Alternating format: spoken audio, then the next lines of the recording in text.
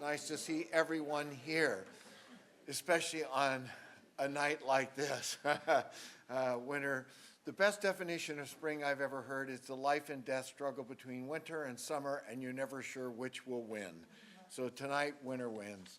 But this is for the students to set a little standard for you. This lecture was endowed by somebody who once sat where you sit, who was a student.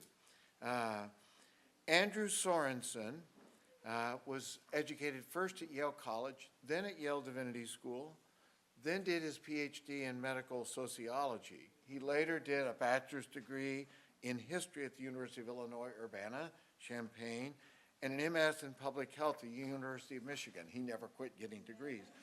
But he also went through the cursus honorum of administration. He was dean of the School of Public Health at the University of Massachusetts, Amherst, just up the road from us, then became the executive director of the AIDS Institute at Johns Hopkins, then provost and VP for academic affairs at the University of Florida, then president of the University of Alabama, president of the University of South Carolina. He must have got tired of being president because he became senior vice president for development at Ohio State and died rather unexpectedly and suddenly in that position on April 17, 2011.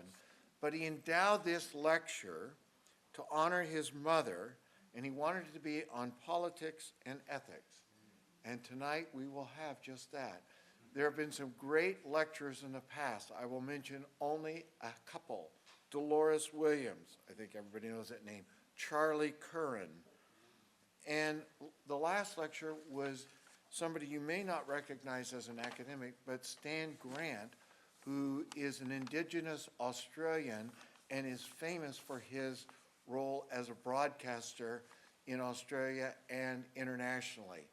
Tonight, the roster has new luster again, and to introduce our speaker for this evening, I call on Professor Willie Jennings.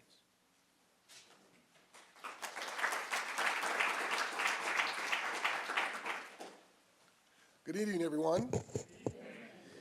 It is my great honor to introduce our esteemed speaker for this evening.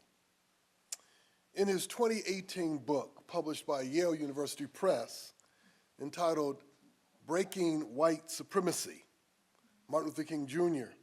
and the Black Social Gospel, he wrote the following words: "The social gospel mattered to King because it was inherently social. It held fast to the gospel belief in salvation, and it was unabashedly political, a call to transform the structures of society in the hard direction of social justice." Our speaker this evening is one of the world's leading interpreters of the social gospel, its history, its character, and its current relevancy. Dr. Gary Dorrien is also one of the world's leading interpreters of modern religious thought. Gary Dorrien is the Reinhold Niebuhr Professor of Social Ethics at Union Theological Seminary and Professor of Religion at Columbia University. He teaches social ethics, theology, and philosophy of religion expertly. He is the author of 24 books and more than 300 articles that range across the fields of social ethics, philosophy, theology, political economies, social and political theory, religious history, cultural criticism, and intellectual history. Dr. Dorrien's books have guided generations, and I do mean generations, of students in understanding figures from Hegel to Barth, from Rauschenbusch to Du Bois, from Thurman to King, and a multitude of important figures and movements in between. We have all been made great debtors to this man and thankful beyond measure for his great work. Among his many awards, Dr. Dorrien is also the recipient of the 2017 Grawemeyer Award for his magisterial book, The New Abolition, W.E.B. Du Bois and the Black Social Gospel. I cannot imagine a more important person at this moment in history, especially in this country, to give the Sorensen Lecture. And I cannot imagine a greater gift to this community than to be addressed this evening by Dr. Gary Dorrien. Would you please join me in offering a warm Yale Divinity School welcome to this great speaker.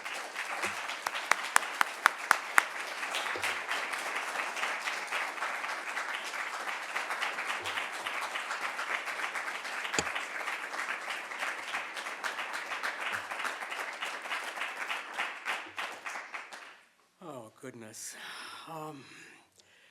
To be introduced like that by someone you so deeply admire, that's a moment. Thank you, Willie. Your magnificent work means so much to me and is incomparably important in our field.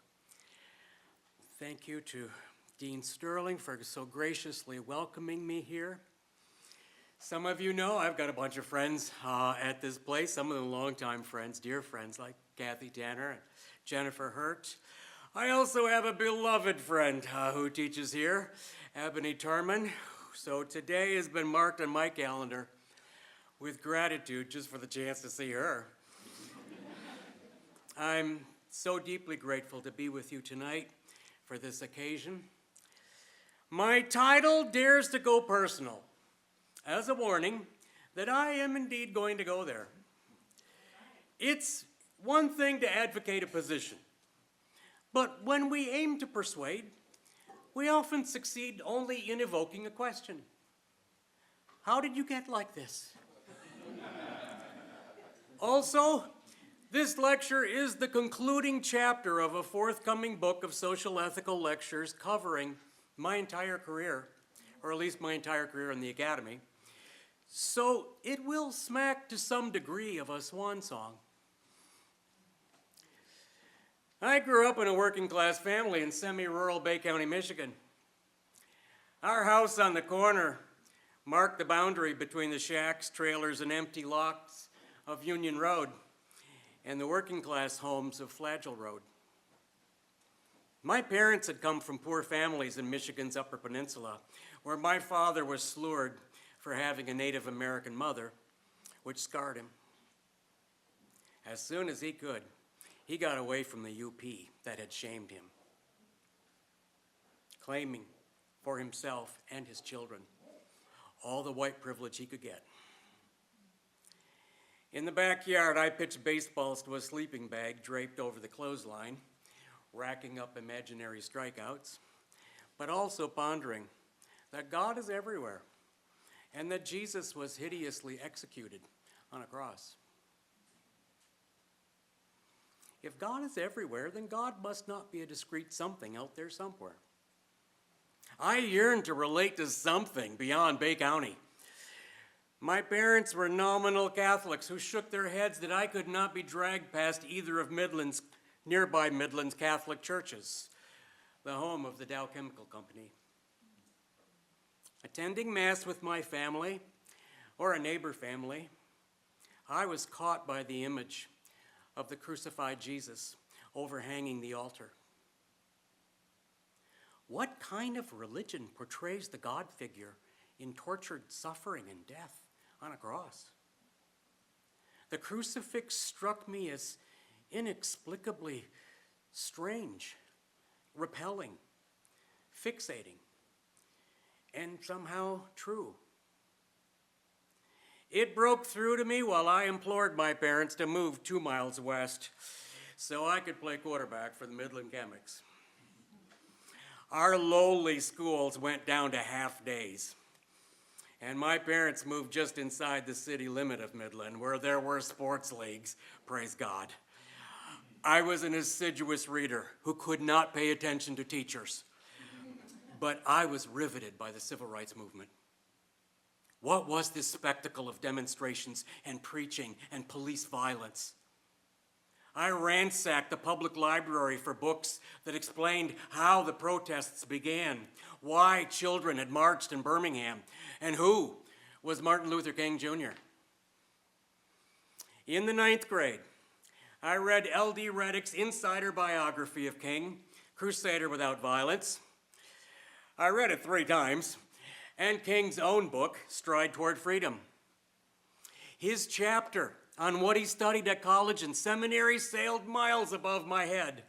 A parade of philosophers and theologians who never came up in the 9th grade.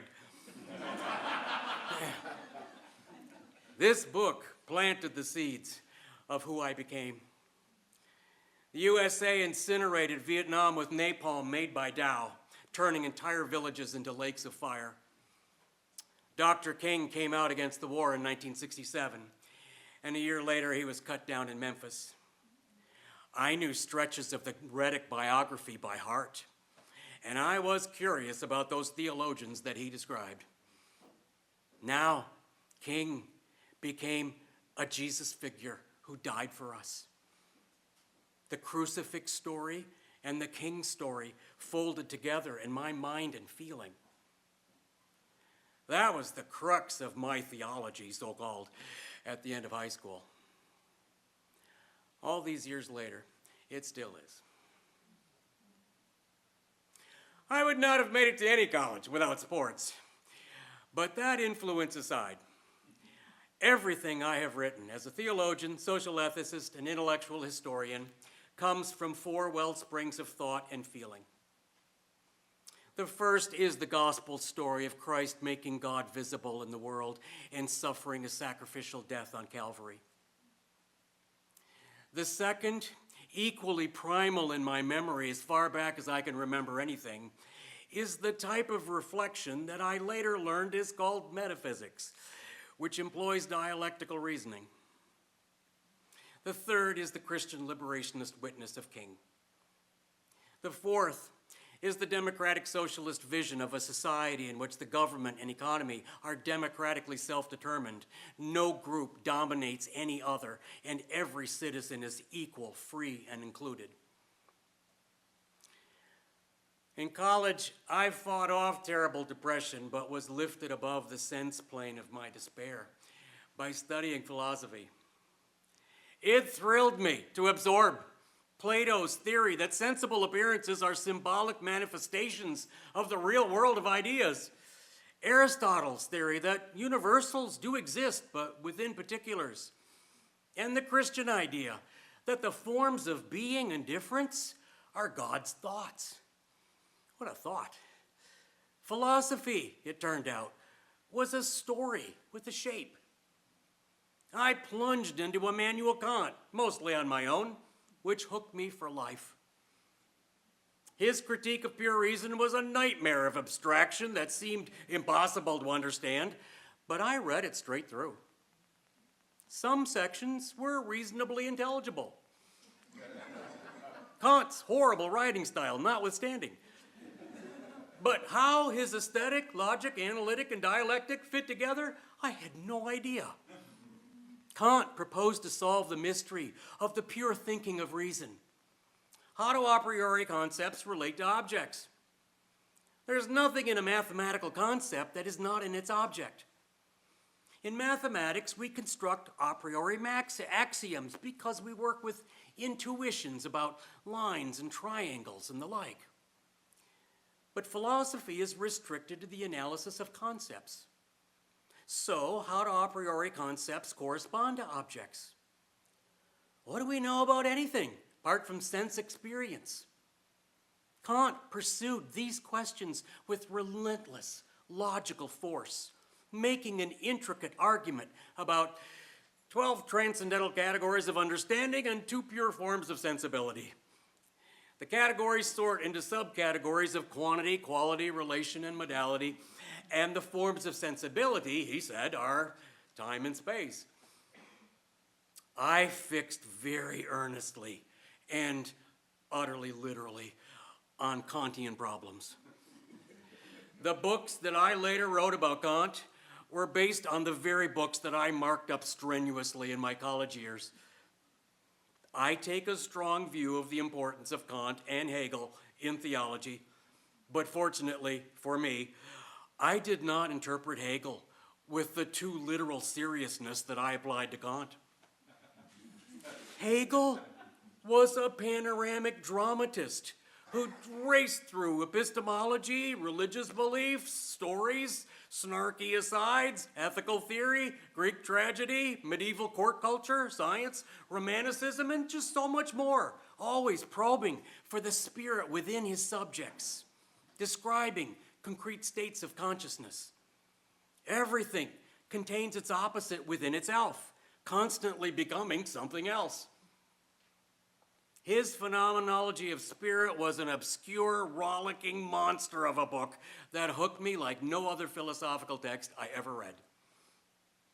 Much of it was incomprehensible too, but I enjoyed deciphering chunks of it.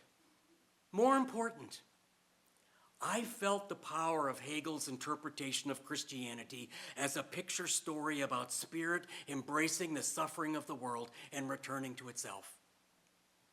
Hegel brilliantly described the desiring, sundering, suffering struggle of spirit to reconcile the world and come to know itself. He interpreted the death of Christ as a death in God, reflecting the inseparability of divine anguish from divine love. God is self-communicating spirit and self-sacrificing love. Calvary reflects the anguish in love divine in a slaughterhouse world. In college, I caught only a glimmer of the Hegel I later wrote about.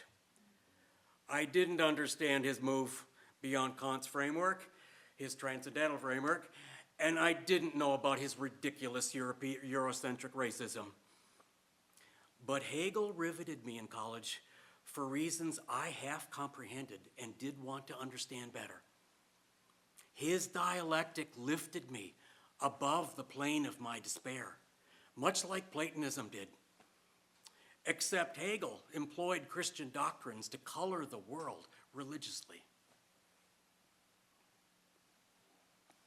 My fourth wellspring may seem to be different from the others, but I acquired it through theologians.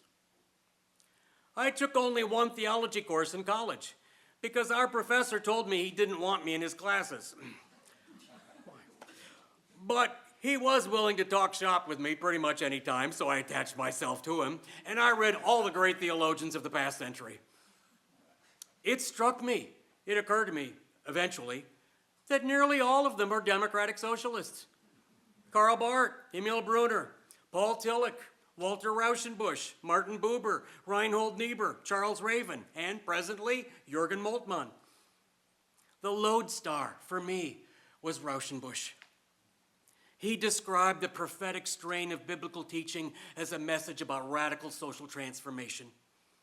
He said the church obscured the revolutionary spirit of the gospel, but it was not too late to adopt the way and spirit of Jesus. The church is supposed to be a new kind of community that transforms the world by the power of Christ's kingdom-bringing spirit. Christianity is a commonwealth movement that carries God into everything you do. In a concluding chapter titled What to Do, Rauschenbusch made a scintillating case for democratic socialism. For years, I had felt that Martin Luther King just somehow laid hold of something in Christianity that the rest of the church just missed. Why does the church almost never sound like Martin Luther King? That was my question.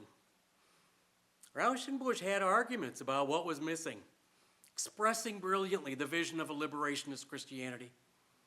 There were serious problems with Rauschenbusch, and pretty obvious too. He loved idealistic rhetoric.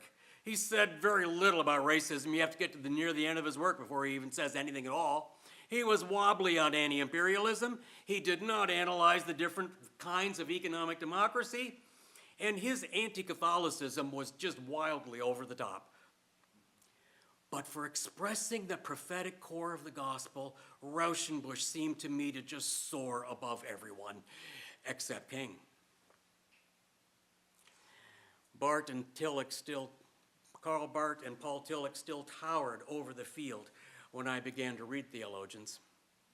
Both of them practiced the yes and no approach of dialectic, conceiving faith in Pauline terms as a gift of grace, and they despised the German culture Protestantism in which they were trained. Barth dethroned the liberal theology of the 1920s with a slashing eschatological theology about a holy other God, describing history as the fire alarm of a new world, the kingdom of God. Tillich protested that Barth's neo-supernaturalism was a giant step backwards, a form of pretending. Liberal theology had gone bad by baptizing German nationalism, not because it started with Kant and Schleiermacher. Tillich developed a cultural theology based on dialectical conflicts between sacramentalism and rationalism, Catholic substance and Protestant criticism, Marx and Kierkegaard, and so on. He offered religious answers to cultural questions, exactly what Karl Barth said theologians must not do. I am a post-Hegelian, democratic socialist, interfaith Christian, so most of what I care about is expressed brilliantly somewhere in Tillich's work, and I am grateful for it. But Tillich was contemptuous of ethical idealism. He was proud of his Marxist reasons for denigrating it, and after he became wildly famous in the 1950s, he looked down on the greatest liberationist movement ever to arise in this country, describing this entire period as a political void. I hate to say it, but Reinhold Niebuhr was not much different from that. Niebuhr is in my head and heart like few other theologians.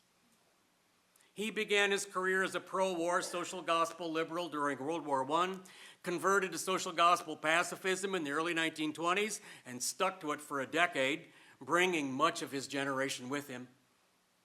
In the late 1920s, he converted to socialism, which never quite meshed for Niebuhr with his pacifism. Then in 1932, he rocked American theology with his landmark work, Moral Man and Immoral Society. Politics is about struggling for power. Morality belongs to the sphere of individual action. There is no such thing as a moral group. The moral idealism of liberal Christianity, Niebuhr said, was ridiculous. His tone was icy, aggressive, and eerily omniscient. Only a Marxian proletarian revolution, he claimed, could save America. Throughout the 1930s, Niebuhr blasted the New Deal. According to him, Franklin Roosevelt was a pathetic fool for believing there was a third way between fascist barbarism and radical state socialism. The New Deal had no future, and neither did social democracy, because social democracy insinuates moral idealism into politics, which is the defining progressive illusion, according to Niebuhr. In 1940, Niebuhr began to pull back from blasting the New Deal, acknowledging that, well, it did carry out most of the Socialist Party platform. Meanwhile, the Nazis devoured Europe, and Niebuhr tried to rally his country to defend England, writing brilliant pro-interventionist articles. As late as 1944, in his great book, The Children of Light and the Children of Darkness, Niebuhr argued that America needed economic democracy and a farmer-labor party. He would have a different legacy had he stuck with the politics of that book. But after World War II, Niebuhr marched into the mainstream of the Democratic Party, taking most of the social ethics field with him. He was a major Cold Warrior who stopped writing about economic justice. What's he going to say anymore? He also said that the civil rights movement pushed too hard. In 1956, Niebuhr advised Democratic presidential nominee Adlai Stevenson to say as little as possible about civil rights. The following year, he spurned King's request to sign a petition asking President Eisenhower to enforce the Brown decision. Niebuhr didn't change his mind about the civil rights movement until the Birmingham demonstration. He and Tillich took a superior attitude toward decolonial movements. They basked in the applause of the American empire, and they chastised Christian socialists as naive idealists. Both were scathing in dismissing the ethical socialists who battled for what they called lost causes. The figures who pulled the ecumenical movement into struggles for justice and decolonialism were the scorned social gospel socialists who never accepted Niebuhr's framework. Mordecai Johnson, Benjamin Mays, Howard Thurman, Martin Luther King Jr., Pauli Murray, James Farmer, Bayard Rustin, A.J. Muste, Miles Horton, Walter Mulder, S. Paul Schilling. It's the left wing of the black social gospel and its white allies. Those who stuck with social gospel radicalism did not believe that struggles for justice are optional depending on their success, or that the welfare state eliminates the need for economic democracy. Quitting the struggle was not an option for them, and thus not considered. I almost never pause to take water, but I'm on a new medication that I'm just having a wild reaction to, so sorry, friends.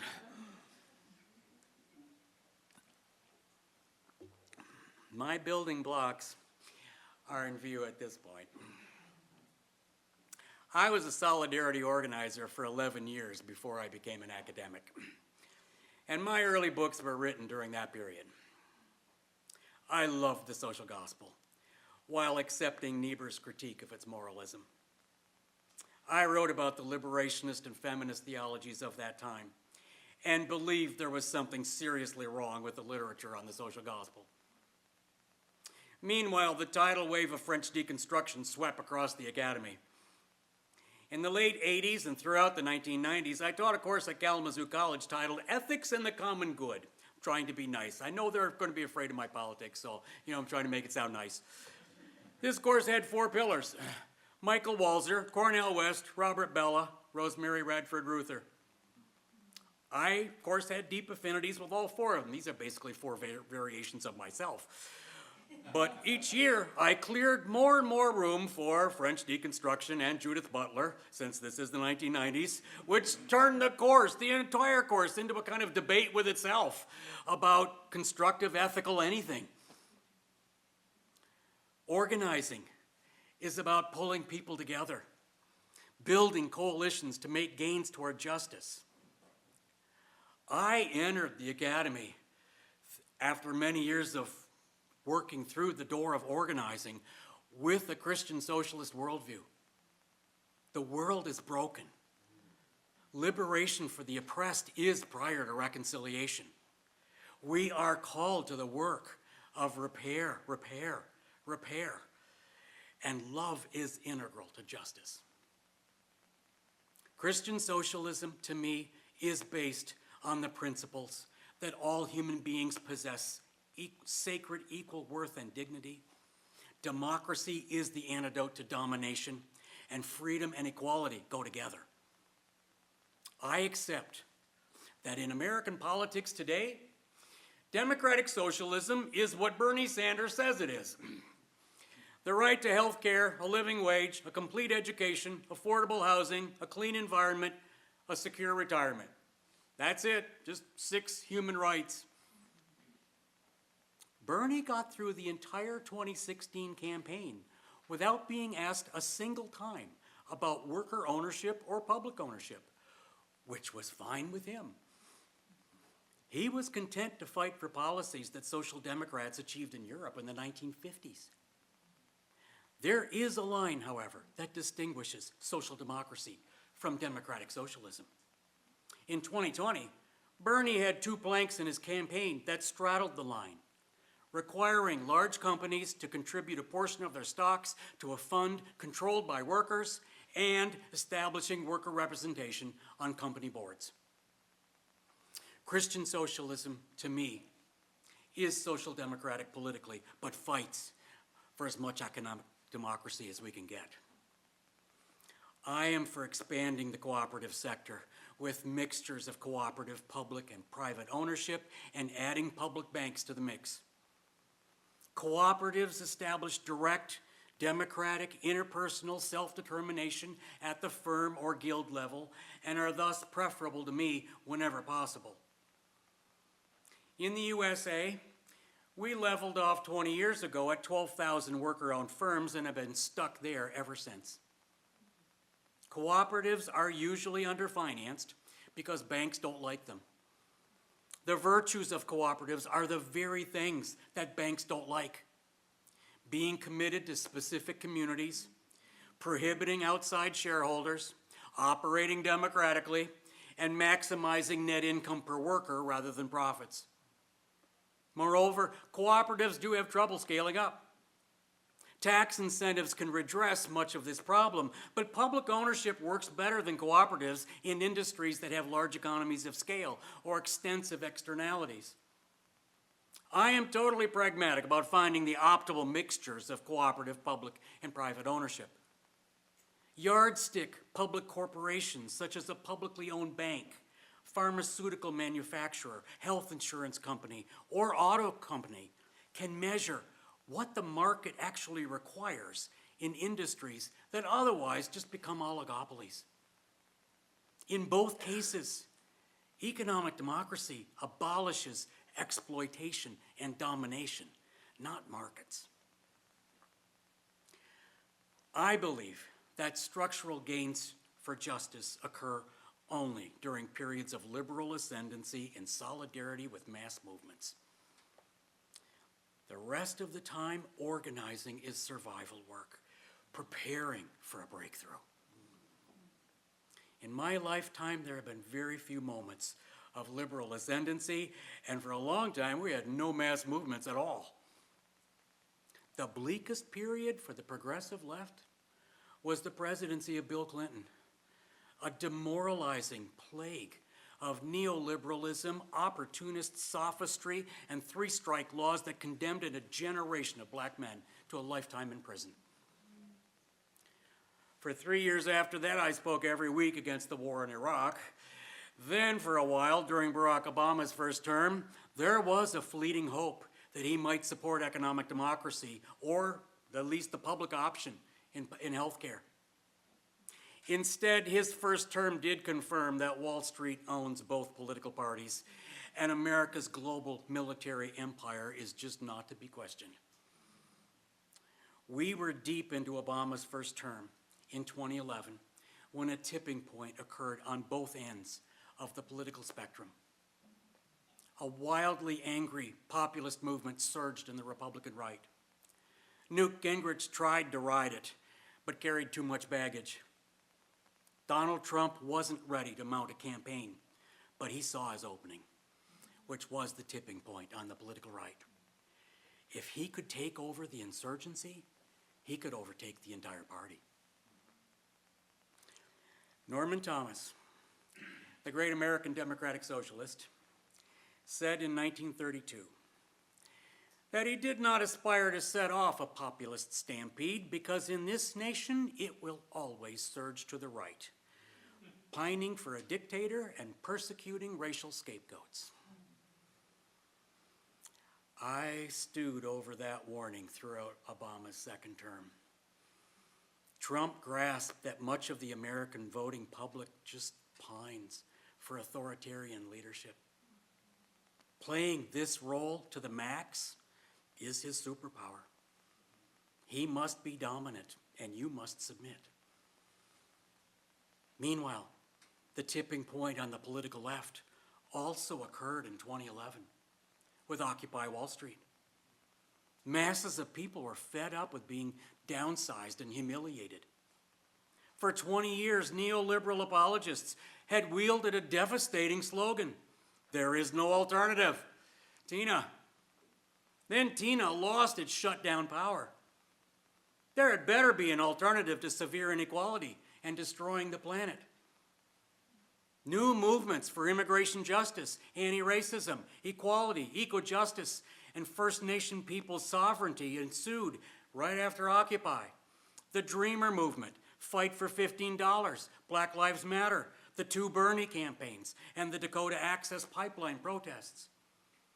People like me had been habituated to a stubborn remnant mode of organizing and an ever-shrinking trade unionism.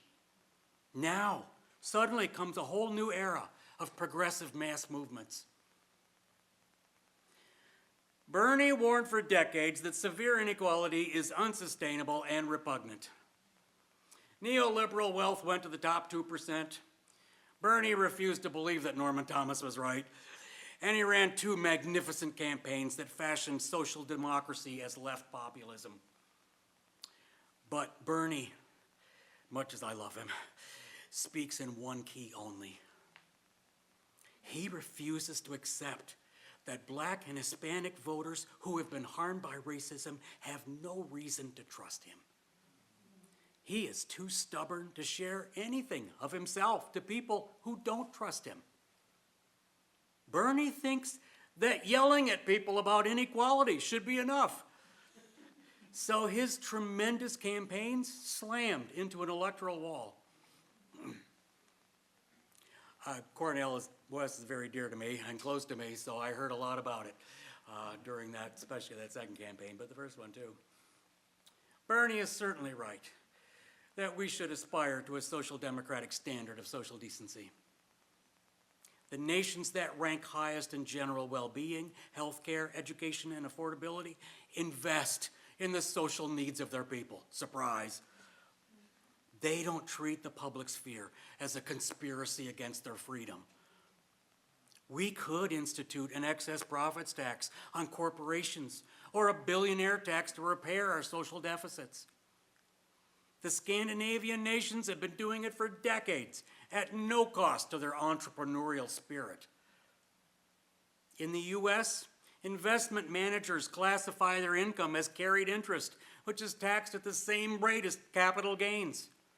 We're told that the investor class would lose its zeal for making money if it had to pay taxes on its actual income. How utterly absurd. No investor passes on a promising investment because of the tax rate on a potential gain.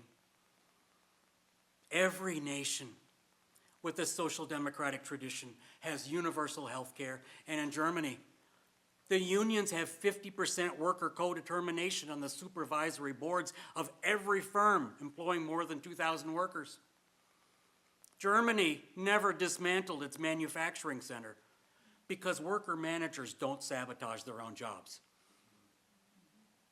Economic democracy on that scale is far out of sight in this country, but not universal health care. Last November, a GQR poll showed that 90% of Democrats favor Medicare for all. That seemed a little high to me, but the same month, a Data for Progress survey sharpened the question. If Medicare for all would eliminate most private insurance and require higher taxes, would you support it? 78% of Democrats said yes, 64% of independents said yes, and 47% of Republicans said yes. If we had a straight-up referendum on universal health care, it would pass resoundingly. For millions of people in our severely unequal society, the primary causes of harm are economic. For many others, the primary causes of harm are disrespect and being rendered invisible.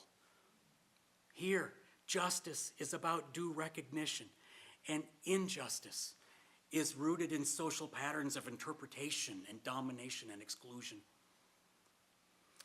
When I belatedly became an academic, the epicenter debate in the political left was economic justice versus identity politics. I hated this binary, and I argued against it every opportunity I got. Meanwhile, the dominant trend in Christian ethics was to turn inward. The origin of social ethics and social justice activism was hard to see at the Society of Christian Ethics. Really, I had the feeling, well, thank God for the environmentalists. At least there's some group that's still getting its arms around the rest of the world, but it just felt like everyone else was kind of turning in. Some ethicists returned to a confessional orthodoxy. Many opted for an academic fad or mere academic description. We're very big on ethnographic studies of lived religion these days. A great many went for a church identity argument, contending that the church does not have a social ethic. The church is a social ethic. Well, I have debated my friend Stanley Hauerwas since the early 1990s, always with immense gratitude for him. Stan is a dear friend to me. He was already a key advocate of virtue ethics when John Howard Yoder persuaded him that the gospel is about God bringing the kingdom of the world into God's realm by letting Christ be killed on the cross. Once Stan accepted Yoder's dualism between the nonviolent, self-giving norm of Christ and the violently grasping way of the world, he had to rethink everything he believed in Christian ethics, and he certainly did so. He published a gusher of books that washed over the field and pulled it in his direction. In 1989, he and Will Willimon made a huge splash with their book, Resident Aliens, which assigned blame for the collapse of the Protestant mainline. Stan said that seminaries produce pastors lacking any idea that their vocation is to help congregations be the church, and alien people who worship Christ and suffer for righteousness. In book after book, Stan brilliantly offered help to pastors who felt besieged by a culture that had turned against them. Your job, he said, is to build up formative spiritual communities with a missional mentality. Well, concerning formative ministry, I totally agree. But the dualism that Stan took over from Yoder led him to claim that justice is a bad idea. Never mind that it's a central biblical idea. The dichotomy between the faithful church and the pagan everything else is inherently supremacist and supersessionist. It reduces the kingdom of God to a my group binary, claiming nonviolent us status distinguished from all others. Its claim to innocence masks the spectacular lack of innocence named in liberation theologies. Over the years, I grew accustomed to being paired with Stan as his opposite. But I never quite believed it because we do share the same basis in the gospel. And Stan has never claimed that the gospel of Jesus is politically irrelevant. It was one of my heroes, Reinhold Niebuhr, who said that. The political realm is just fraught with cynicism, meanness, and corruption, and the political left can be every bit as toxic as the political right. So I sympathize entirely when people come up to me at the end of a talk and they say, I hate politics, I just refuse to deal with it. When Hamas attacked Israel in October 2023, I crashed into despair. For 5 weeks, I begged off from every speaking invitation, unable just even to muster my usual talk about sharing the land and disavowing supremacy and refusing to support occupation and oppression. But politics is primary in struggles for justice, no matter how much we dislike it. Politics, the realm of law, institutions, and citizenship, is the stage on which our contentions over justice actually take place. If you have no standing, you cannot struggle for redistribution or recognition. Your right to your rights has been erased. The miserable debate pitting economic and cultural justice against each other carried on for over a decade, while some of us pleaded against the binary, recognizing that this entire contention is mediated by politics and is only really worked out on political ground, not on some meta level that we can just argue about endlessly in the academy. There is no substitute for the grinding, draining, prosaic work of democratic political struggle. Today, the political right is trying to destroy every progressive achievement of the past century, including mere civic professionalism. We need democracy more than ever now that it's failing us. Morally, every human being is a subject of justice, but no government operates on a moral basis. We must strive for as much justice as possible under the conditions of our social realities. The social gospel movement that founded my field was distinguished in Christian history for pressing this very contention, that Christians must enlist in political struggles for justice, period. Social ethics was invented in the 1880s by the social gospel movement. Francis G. Peabody at Harvard, Richard Ely at Johns Hopkins, William Tucker at Andover Seminary, and Graham Taylor at Chicago Seminary were the founders. They were progressive reformers to the core. Peabody was a Unitarian minister. Ely was an Episcopalian political economist. Tucker and Taylor were congregational ministers. They were not radical in any way, except the way in which the social gospel is just inherently radical. The founders said there should be a field that studies reform movements, the justice movements for justice and peace. Nobody knows beforehand, certainly not in a library, what the issues and solutions are. It's the justice movements that reveal where the places of suffering and injustice exist in society. There should be a field that studies and supports movements for justice, period. The social gospel and social ethics had been running for almost 30 years before they settled on their names. Peabody changed the name of his course 5 times until 1905, when his friend William James suggested, why not call it social ethics? Ely, Taylor, and Washington Gladden built the original social gospel institutions and wanted to be viewed as allies of a burgeoning labor movement. They got sharp replies from union leaders who said it was obvious that white Protestant churches would never side with them. It was possible to imagine a Catholic social gospel because Catholics were mostly working class. But Protestant pastors were objectively on the side of the capitalist class that the labor movement was pitted against. For labor organizers, this was a life or death issue. This is not a matter of sentimentality or moral idealism. Protestant pastors would never be allies who could be counted upon. This response hurt the feelings of the social gospel founders. They knew it was true, and they vowed to do something about it. By 1910, they had built the greatest movement for social justice that white American churches have ever achieved. The white social gospel created the ecumenical movement, wrote a social creed of the churches focused on economic justice, enlisted the churches to support progressive reforms, and opened the seminary door to liberal theology. The social gospel was novel in Christian history for its emphasis on activist organizing for justice.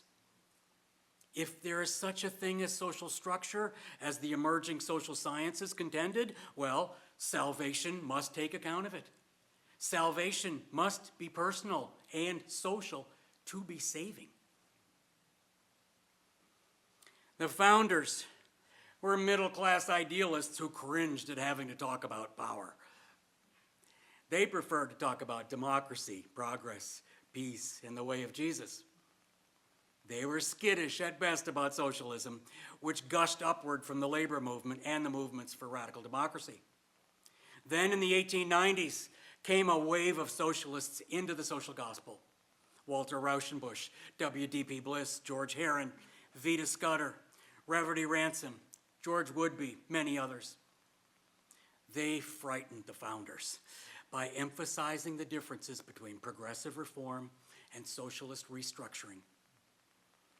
The Christian socialists had the same idealistic impulse as the founders, but they developed a conception of power as inclusive, transformative capacity, contending that capitalism is inherently predatory. Mainline Protestantism was as decorous as you can get, yet it produced a thriving movement for economic justice before it settled for much less in the 1920s. The pacifist idealism that Reinhold Niebuhr blistered.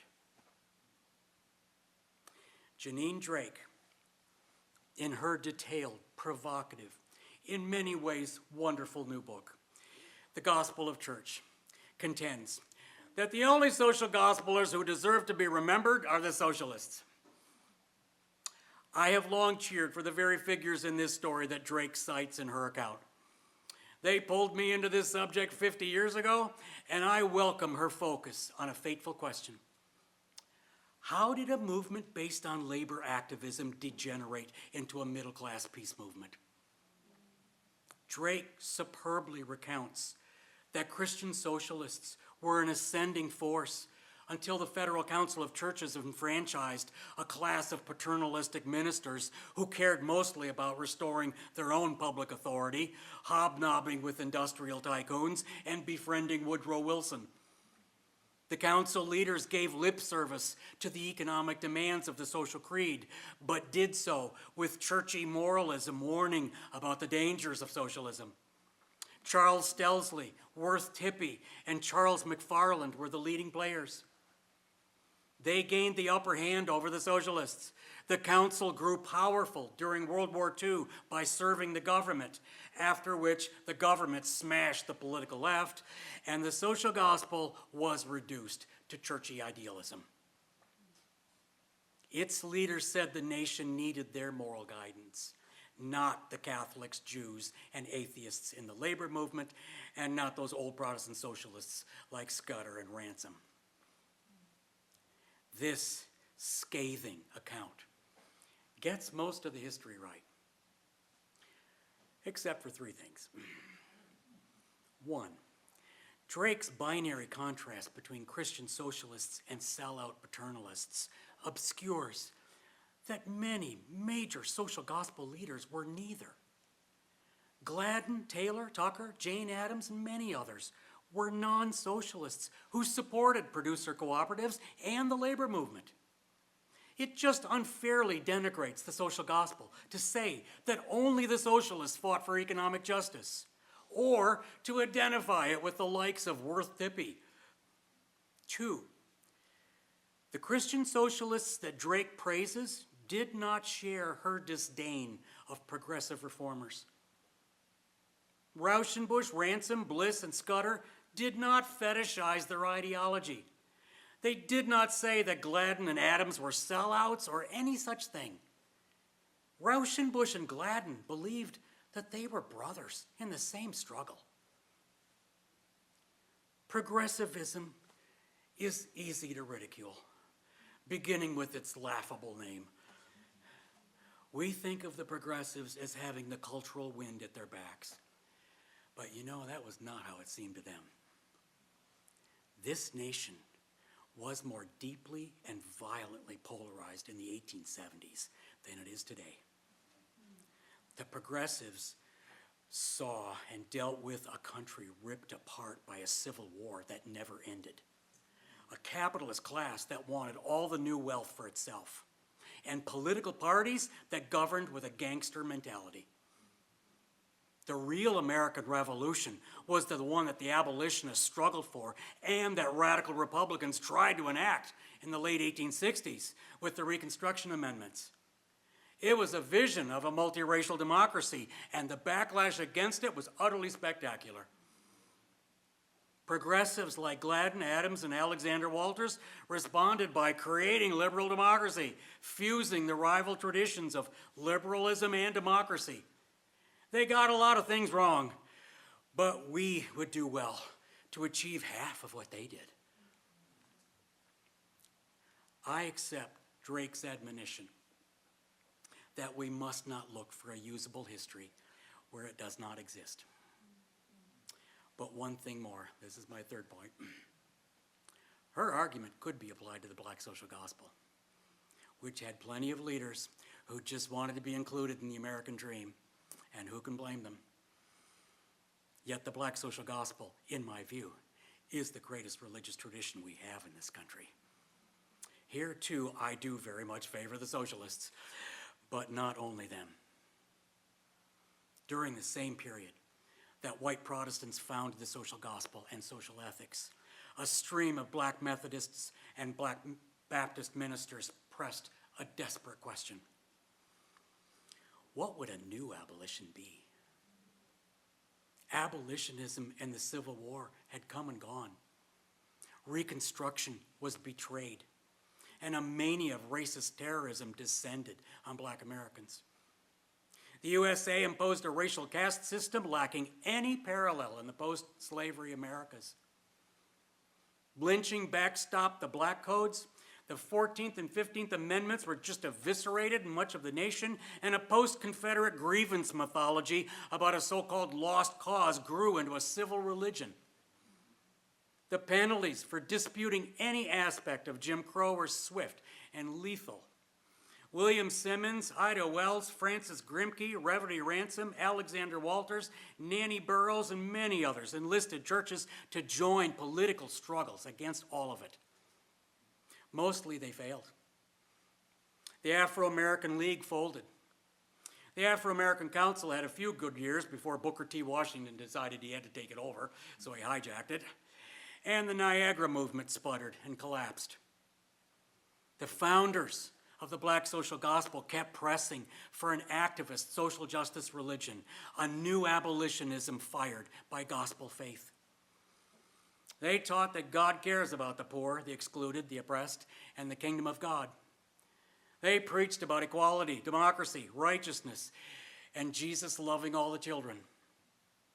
Not to enter the social and political struggle for justice was to betray Jesus. Losing the Reconstruction Amendments was intolerable.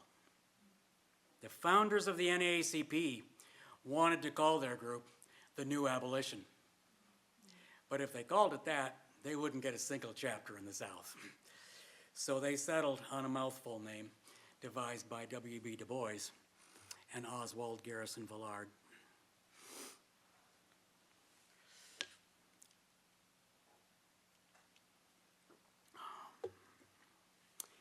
In my early career, I puzzled that there was no literature on the black social gospel. It was said that there was no black social gospel, except for a handful of ministers who had no impact, and that black churches were too self-centered, conservative, and preoccupied with survival to struggle for justice, so there's no usable history there.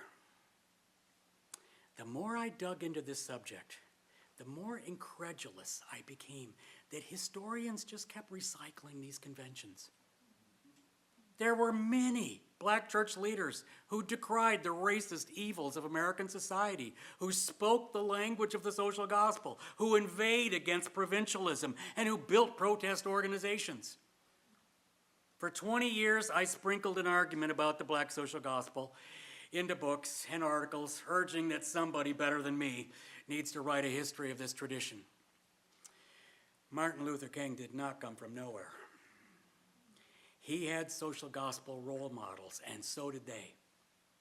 Simply to ask the question, where did King come from, should take you to the black social gospel.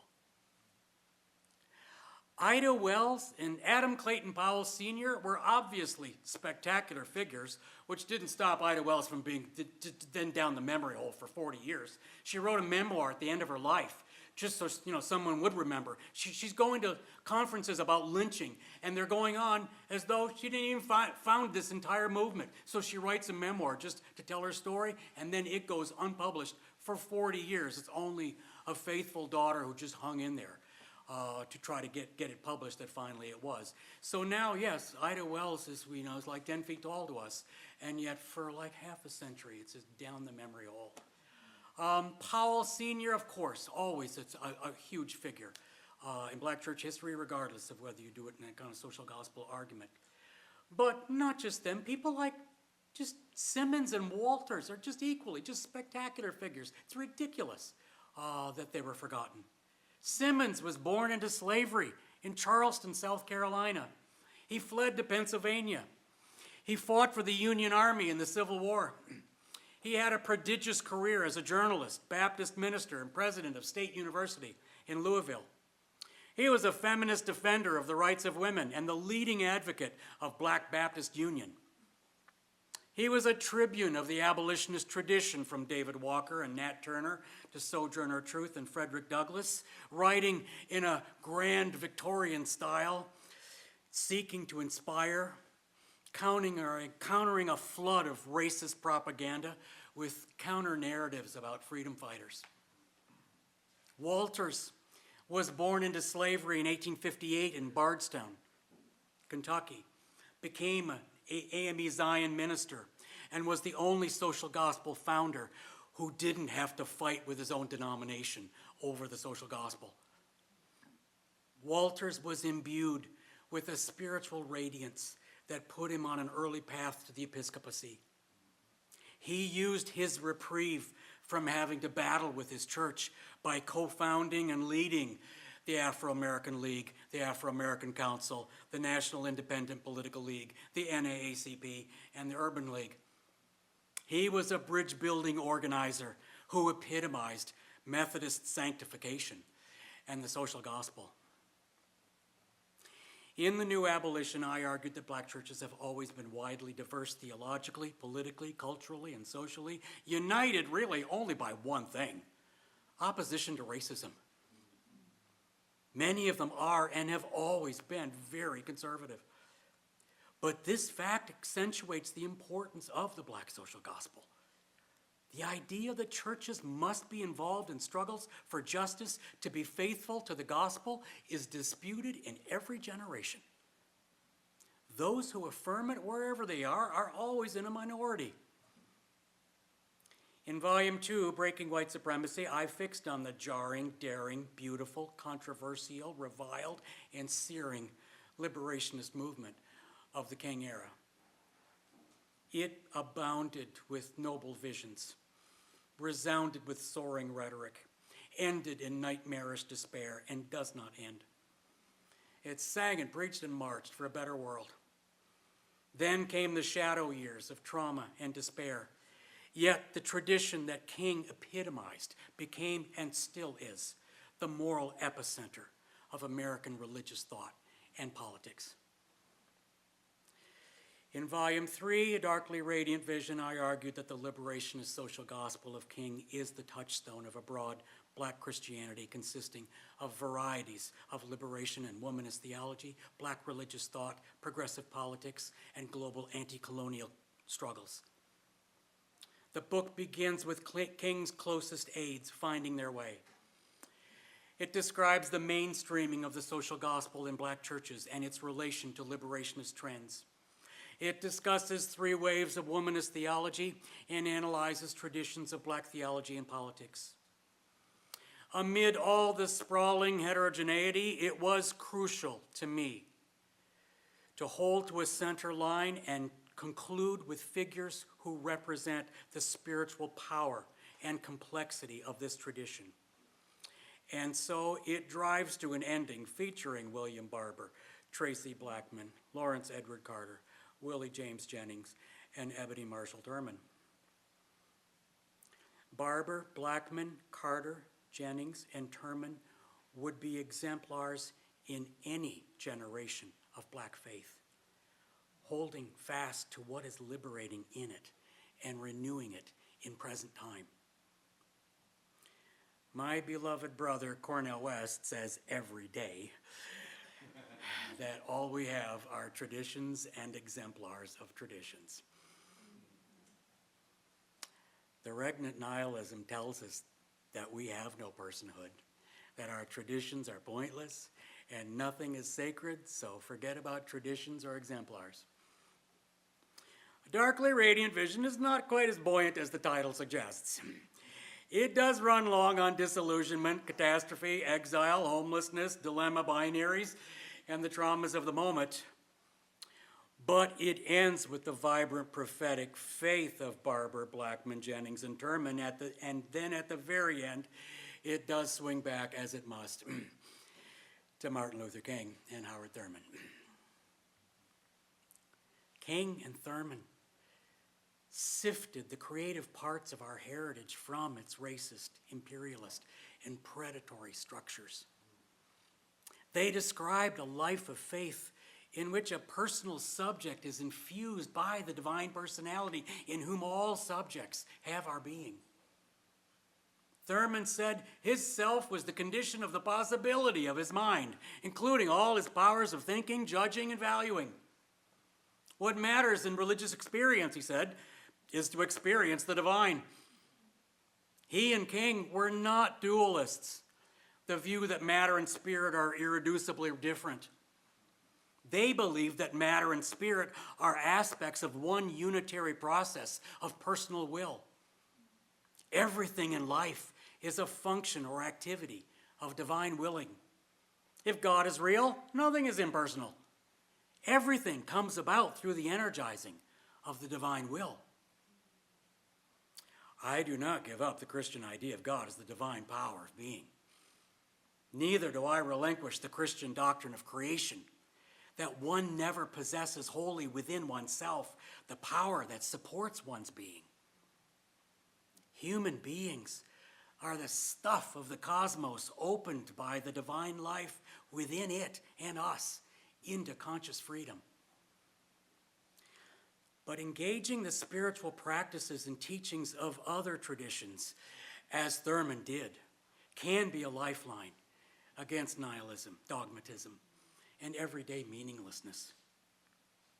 Thurman's emphasis on the religion of Jesus renewed a venerable trope of liberal theology and improved upon it, placing Jesus among the world's disinherited. He speaks today more radiantly than ever because he looked for life, love, and truth wherever he went. Many of our students today are religiously unmoored, but hungry for spiritual presence. Some self-describe as spiritual but not religious. Some become double belongers, even at Columbia. Spirituality is what we do to become aware, to open ourselves, and to become connected to powers of life that already sustain us. What one hears in the silence of Buddhist, Christian, Jewish, Islamic, or any tradition of practice, one has already felt in stirrings of love and care and solidarity. Religious traditions are symbolically charged apprehensions of meaning.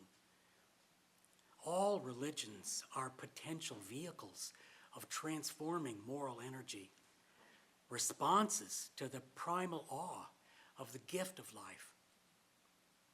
Religion is inherently dangerous and prone to idolatry, having sacralized every form of violence and oppression known to humankind. Yet there is a potential for moral creativity in every religious response to the gift of life, a sense of the sacred that resists commodification, meanness, domination, and separation. Exactly the things that our culture is doing to us all the time. Ethically and politically, there is a conflict between love and justice.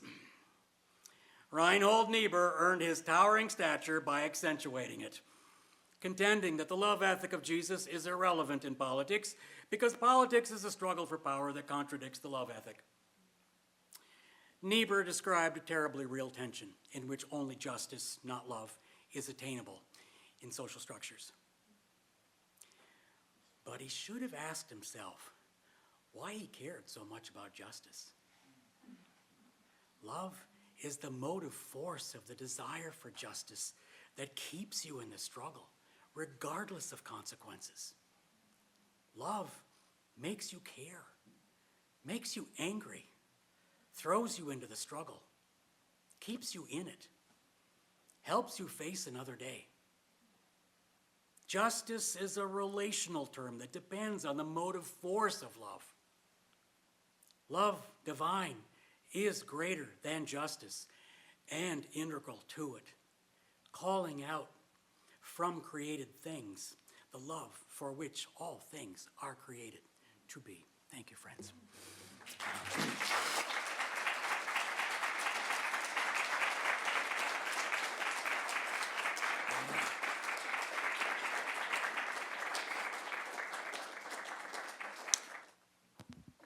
Hi, my name is Brian. I'm a second-year MDiv and a Berkeley student. I'm thinking about your activism and your organizing work, and we often pit like action and prayer against each other, but they're integral to each other. And so I was wondering how you see sort of prayer and action in our politics working together? Thank you, Brian. Yeah, this is something I noticed a long time ago. I have to, in a lot of talks, I will reach a point where I'll say, I'm not saying you have to be religious to go for any of this, because I know that my very being is sort of calling this up in people who just hate religion and don't want to hear any of this kind of thing from me. And so I always have to come to a point where I say, I do believe that I know it well, because in fact, just the fact that I've been an organizer all these years in different kinds of groups means that I'm always a tiny minority in my group.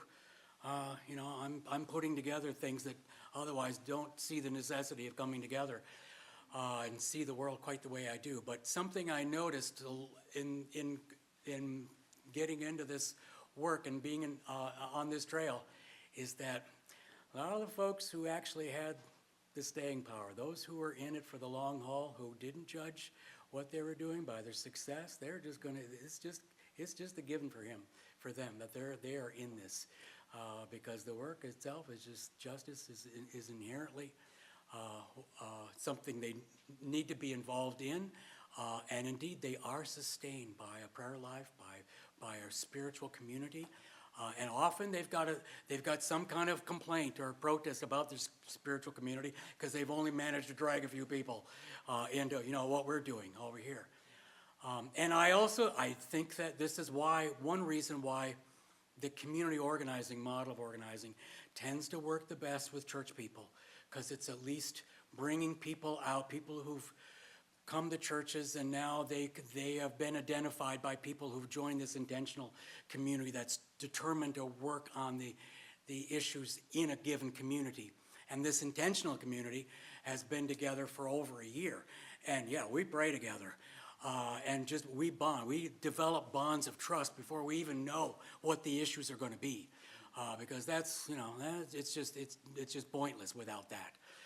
And yet there is going to come a time when we're going to make the ask, or get these people from these congregations that we're in to now come join us in order for the campaign that we're involved in and the like. And the fact that the community organizing model works that way, I think, it does work more effectively in building bonds of trust across racial lines and class lines and religious lines, all these other lines, partly because it really is just drawing people out from the congregations they're already in, but with a few trusted people, and it does work, but it doesn't work at all without the spiritual undergirding.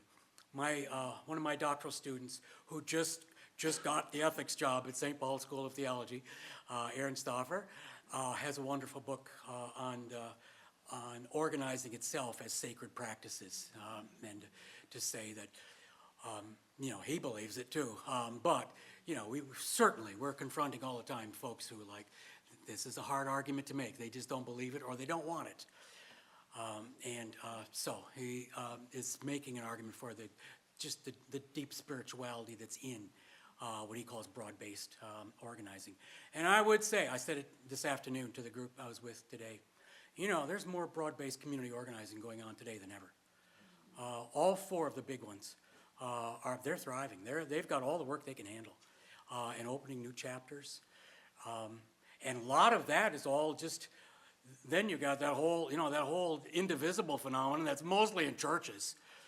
Going on, and these are parallel things. They're usually not terribly much involved one and the other, because these are two different kinds of agendas. But there's so much more going on out there right now than what you can get from the media. Last question.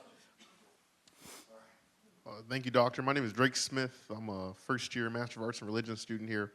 We read your book, The New Abolition, in Dr. Barber's class, and a question for you: do you feel like individuals as well as institutions outside of the academy and seminaries and divinity schools are being introduced to some of these thought leaders like Rev. D. Ransom and Walters and even Howard Thurman?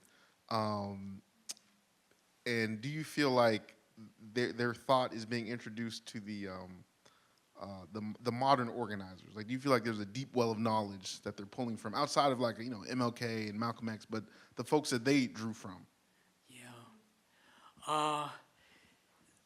we're still early going here in that. I think there is a, PICO was a great organization for a long time. PICO gets the necessity of this very thing right now under a new name. What is it? Faith at Work. And of course, Gamaliel's always been the best. Of the big four, I would say Gamaliel always got this the best. Although even there, not people who are sort of deeply grounded in the history. It's existential for a lot of people there. Would I say equally so? IAF, I think here we got an organization with a proud history that has a hard time being shamed into doing something differently. And that's been the struggle there. And plus you've just got some legendary types who are leading it for long who kind of need to kind of move on to even get to that, to its next phase. So yes and no. There are beachheads. There are places where it is occurring. And I would say that the two that are thriving the most, well, I mean, DART mostly just trains organizers, so that's their thing. And as I say, they're doing as much as they can handle these days. But the other two, the former PICO and Gamaliel, those are the two that are just surging right now. And I would say there the answer is yes. Yeah. All right, is it short? Yes. Okay, we'll get one more in real quick. Yes. Then we have to close it down. Thank you. Hi, my name is Nana, and I'm a third-year divinity student. Hi, Nana. And my question is, what are some practical ways you think we can help people divest from the racial and gender hierarchies that sustain the economic system that doesn't work for any of us? Oh, goodness. You said this was a short question. Yeah. Do you think I know? I've been failing at this my whole life.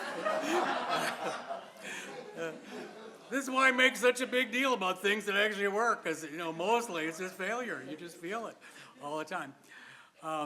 And it's also true, once my daughter reached college age and I moved to New York City, now I'm in a different church every week. Because, yeah, that's the ministry that I have. It's just giving this kind of a talk. And, but I always do call it out, often because I don't know ahead when I show up somewhere, but I will always call out for who are the folks, what's going on in this community. And so often, nearly always, the reaction of so many people is, I had no idea, that we even have a Gamaliel in our community, or that, DART's operative here. They have no idea. So much of our trouble is just these kind of groups that have end up getting kind of used to just being with each other and doing the work. Some of them just hanging in there, God bless them, but in a way that just doesn't spread. And so then we don't get the rolling difference that comes from scaling up. So I am just sort of an evangelist about these things. That's all I really know anymore. I used to be, I came from it where I had sort of stories to tell and could, till the cows come home, talk about victories and losses. But the things I learned there, yeah, I'm still applying basically the same lessons that I learned from my organizing days to here. I do believe it requires a kind of active, self-conscious organizing. It just doesn't happen. You can't, especially in a culture like this that just reduces us all to being individual consumers. They're just not going to be drawn out of it in any other way. And yet, what I always say to people is that you can't imagine the rewards of being involved in the work until you're in it. Mm-hmm. It's not this terrible burden that it looks like, oh, you're going to be involved in this work. No, to be involved with other people who've got your back and know your story and are bucking you up is just the greatest thing. I can't do any of this really by myself, but I am held up by loved ones and people involved in it. So I do think that's what we all need. Thank you. All right, we have two things left before we thank you. One, just to tell you, there is a reception in the Kroll family entrance hall. Everyone is invited, and I couldn't help but think when you So we had your colleague, James Cone, come, and it was, I think, the last lecture that he gave. We hope this is not your last lecture. But it seemed, it's nice to have two very distinguished professors from Union come and speak at the end of their careers in ways that